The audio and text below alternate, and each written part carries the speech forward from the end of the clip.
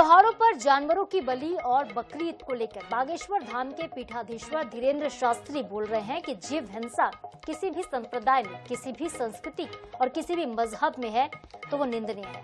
हम बलि प्रथा के पक्ष में नहीं हैं और खास तौर पर हम इस प्रकार से बकरी ईद के पक्ष में तो नहीं है। किसी को अगर जीवित नहीं कर सकते तो मारने का अधिकार नहीं है। उस वक्त कोई ऐसी व्यवस्था, कोई ऐसी स्थिति नहीं होगी जब बकरे की कुर्बानी सालों पहले दी भी गई होगी। लेकिन हमारे सनातन धर्म में भी कई जगहों पर बलि प्रथा है, पर जीव हिंसा को अब रोकना चाहिए।